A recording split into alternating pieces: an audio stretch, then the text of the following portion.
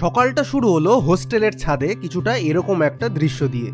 কোনোভাবে ফ্রেশ হয়ে আজ বেরিয়ে পড়লাম লাভা এক্সপ্লোর করব বলে। ব্যাক সিটে বসে মুহূর্তের মধ্যে ওয়েদার বদলাতে দেখলাম। ঘুরে দেখলাম lava pine forest, Graham house, বর্ষায় লাভা মনেস্ট্রি এবং শেষে ছিল একটা দুর্দান্ত হাইক, নাম টিফিনদারা। এই হাইক সবাই করে না এবং জায়গাটাও বেশ রিমোট। হাইক করতে গিয়ে এমন কি হলো এবং কিভাবে একটুর জন্য ভাল্লুক এবং শিয়ালের হাত থেকে বাঁচলাম সেটা তো বলবোই। তাহলে শুভ কাজে দেরি করে কোনো লাভ নেই। বন্য দেবতাকে স্মরণ করে লাভার নাম নিয়ে শুরু হোক আজকের যাত্রা। সুপ্রভাত। আজকে আমার থার্ড ডে কালিম্পংয়ে। আর অ্যাকচুয়ালি আজকে কথা ছিল, যেটা আমার প্ল্যান ছিল যে আমি এখানে এই হোস্টেলে 2 দিন থাকবো। 2 দিন থেকে দেন আমি এখান থেকে লাভা চলে যাব, গিয়ে লাভা থাকবো 1-2 দিন, তারপরে ব্যাক করব। বাট লাভাতে আমি চেক করছি এবং হোমস্টের যে ওনার আছে লাভার, যার সাথে কন্ট্যাক্ট আছে আমার, সে বলছে যে ওয়েদার ক্লাউডি। সে ক্লাউডি যতই হোক, আমি কি হোস্টেলে বসার ছেলে? ওয়েদার ফোরকাস্টকে পুরোপুরিভাবে ইগনোর করে আমরা রওনা দিলাম লাভার উদ্দেশ্যে। অবশ্য কিছুটা দূরে গিয়ে বুঝলাম যে কালিম্পংয়ের ওয়েদার ভালো হলেও উপরের ওয়েদার কিন্তু cloudy.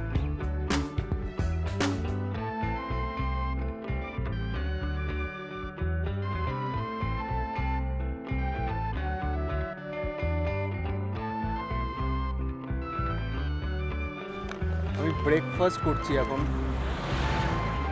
And this is the view. কাশ আমি ভিউটা রোজ পেতাম, লিটারেলি রোজ যদি এই ভিউয়ের সামনে আমি ব্রেকফাস্ট করতে পারতাম।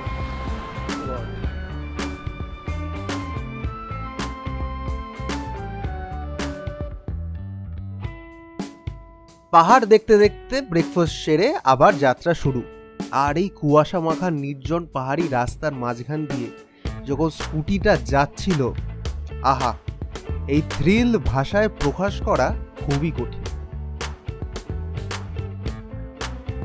দেখতে দেখতে চলে এলাম আজ আমাদের first stop lava pine forest. যারা অলরেডি লামাটা গেছেন তাদের কাছে এই পাইন ফরেস্ট নতুন কিছুই নয়, তবে ফার্স্ট টাইম এলে একবার আসতেই পারে।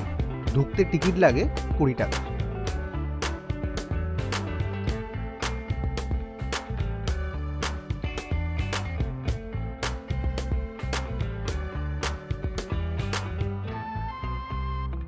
পাইন বনের ভেতর দিয়ে হাঁটতে হাঁটতে মনে হয় আমি যেন কোনো অজানা কাব্যের পাতা উল্টে চলেছি। সূর্যের আলো গাছের ফাঁক গলে এসে মাটিতে নকশা এঁকে দেয়। বাতাসে ভেসে আসে রজনীগন্ধার মতো তাজা গন্ধ, অচেনা অথচ আপন। পথ নেই, শুধু ছায়া আর কাদের যেন ফিস ফিস শব্দ, যেন বন আমায় তার পুরনো কোনো রহস্যের গল্প শোনাচ্ছে। পাইন বনের মায়া কাটিয়ে এবার পৌঁছলাম লাভা মনেস্ট্রি। পথ যেন নিজেই আমাকে ডেকে এনেছিল। পৌঁছানোর পর দেখি মনেস্ট্রির পুরোটাই সাদা মেঘে ঢাকা। দূর থেকে তো বোঝাই যায় না কোথায় আকাশ শেষ আর কোথায় মনেস্ট্রির ছাদ শুরু। সেই দৃশ্যটা এতটাই অলৌকিক লাগছিল, মনে হচ্ছিল আমি কোনো স্বপ্নের ভেতর হেঁটে চলেছি। মঙ্কদের দেখে আমার একটাই কথা মাথায় ঘুরছিল, সেটা হলো যে আমাদের এই শহুরে স্কুল আর মনেস্ট্রি স্কুলের মধ্যে কত অদ্ভুত পার্থক্য, তাই না?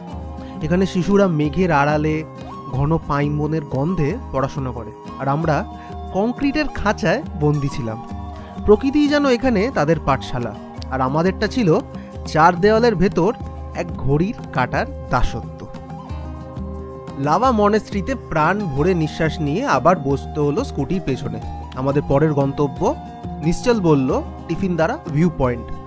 অনেকটা হাইক করে যেতে হয় এবং আমি ভেবেও ছিলাম যে কঠিন হয়তো হবে, কিন্তু কেন এতটা কঠিন লাগলো বলছি সেই গল্প।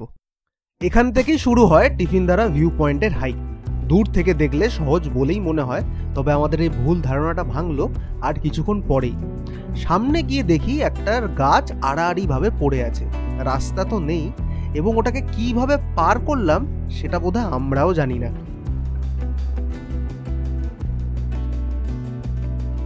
যতই বাধা পাই, ভেতর ভেতর একটা খুব এক্সাইটমেন্ট ফিল হচ্ছিল। তার কারণ জঙ্গল, তার ওপর হাইক, আর আমার মতো একটা অ্যাডভেঞ্চার পাগলের কাছে এর চেয়ে সুখ আর কি বা হতে পারে।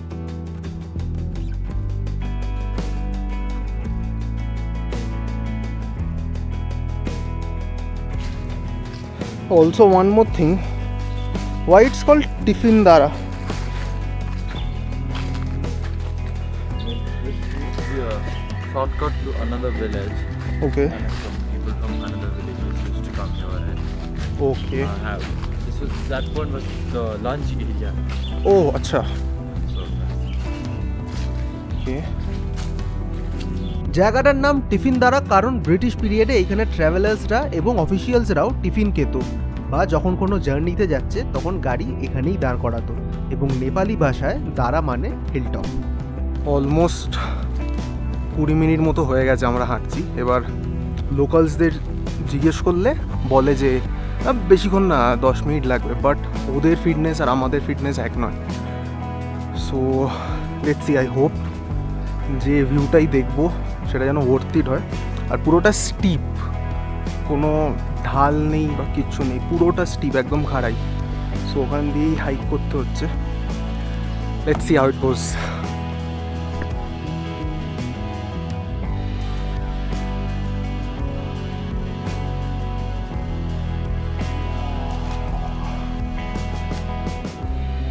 kind of. I think we can go from Yeah.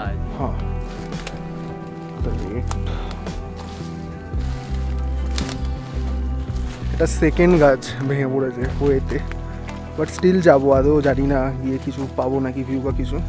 C this is the condition.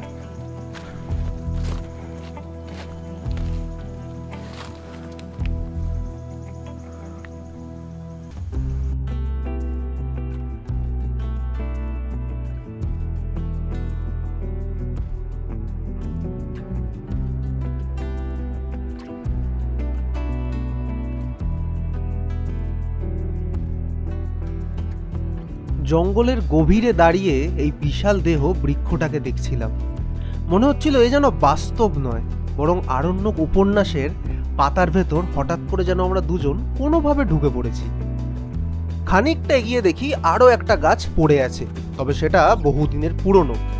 মনটাকে শক্ত করে ঠিক করে ফেলেইছিলাম যে যাই হোক না কেন পৌঁছবই, কিন্তু ততক্ষণে দুপুর গড়িয়ে বিকেলে ছায়া নামছে, আর বনের ভেতরে বন্যপ্রাণীর ভয় তো ছিলই। আমরা যেতে পারিনি, তার কারণ অলরেডি এখন 2:30 পৌনে 3টে বাজতে যায়। আর যিনি আছেন আমার সাথে উনি বলছেন যে এখন যাওয়াটা অনেকটা রিস্কি হতে পারে, তার কারণ যে কোনো শেয়াল বা বেয়ার্স যদি বেরিয়ে যায়, তার কারণ এটা খুবই রিমোট আইসোলেটেড এরিয়া। কোনো লাইক মনে হচ্ছে পুরো জঙ্গলে খালি আমি আর নিশ্চল আছি, আর কেউ নেই, কোনো লোকালসও নেই, কেউ নেই, আর আনসেফ, প্রচণ্ড unsafe. Nishchal you are going this way? So সেই জন্যেই দরকার নেই, লাইক অনেকটা গেছিলাম আমরা। Like how far we have went Nishchal? Going back. No, like how like How far we have come across? no the point from where we are returning, from there the main point, how far was it? It was about 1 kilometer. Only 1.1. 1 kilometer in jungle is Yeah. Take a lot of turns. exactly. So you only Would have taken 50 minutes. are you like used to doing treks like this or hikes like this? Yeah. We take people for. Then it must be easy for you, like even a bit. But I'm really bad with timings. Like, a lot of people have said, like, when you say 5 minutes, it's not 5 minutes. I'm like, I am like, yeah, I understand, because I assume that if you walk through my speed, Yeah. you'll reach within 5 to 10 minutes. So that's why I say 5. And I say a little less so that you can be motivated and walk. Otherwise, if I say half an hour, then you're like, oh man. Yeah, but in any way I have to, if the way is of 30 minutes, in any way I have to walk for 30 minutes. Of course. But I don't know, I got your psychology of it. yeah, if I tell you 5 minutes, Huh. then I ask after 10 minutes, I'm like, 5 more minutes. Exactly. But yeah, we usually take a lot of people. Sometimes we take a group. That way it's easier, because like there's a group, you talk within each other, and you don't realize when time passes. But if it's just 2 people or 3 people, it feels like it's taking a lot of time. It's okay, at least we tried. Also, ফেরার পথে পা check করতে গিয়ে দেখি রক্ত, মানে বুঝলাম জোকের খপ্পরে পড়েছিলাম। And yes, we tried. এটাই তো জীবন, চেষ্টা চালিয়ে যেতে হবে। বাকি হলো না হলো ওসব পরের কথা।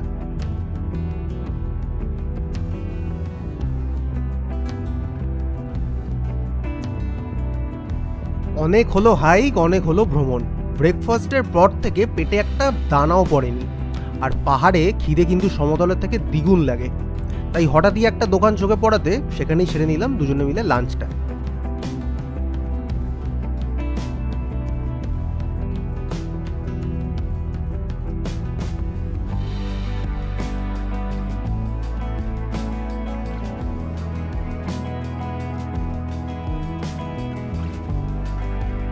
দেখতে দেখতে চলে এলাম গ্রাহাম হাউসে। 1900 সালে ডক্টর জন অ্যান্ডারসন গ্রাহাম এই বাড়িটি তৈরি করেন। 1899 সালে আসামে যে ভূমিকম্পে যে বাচ্চারা অনাথ হয়েছিলেন তাদের জন্য।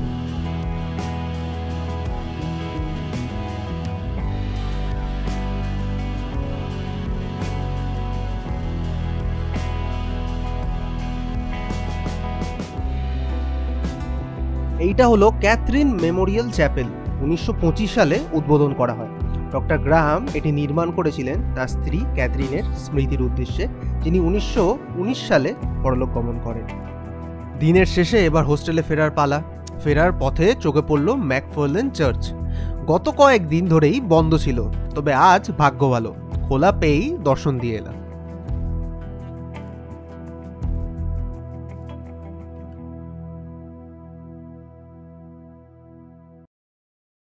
আজকের ভার্চুয়াল যাত্রা এই অবধি।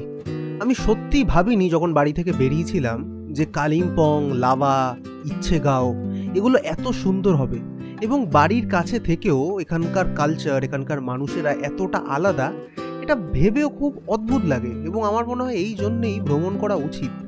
এত কিছু জানা যায়, এত কিছু শেখা যায়, যেগুলো পাঠ্য বইতে পাওয়া খুবই মুশকিল, বোধহয় হয়েও ওঠে না। ভিডিওটা কেমন লাগলো জানাবেন, এবং অবশ্যই আপনারা সবাই সুস্থ থাকবেন, ভালো থাকবেন, আর ওই যা বলি ঘুরতে থাকবেন, বেশি বেশি করে ঘুরতে থাকবেন। দেখা হচ্ছে পরের ভিডিওতে অন্য কোনো জায়গার গল্প নিয়ে।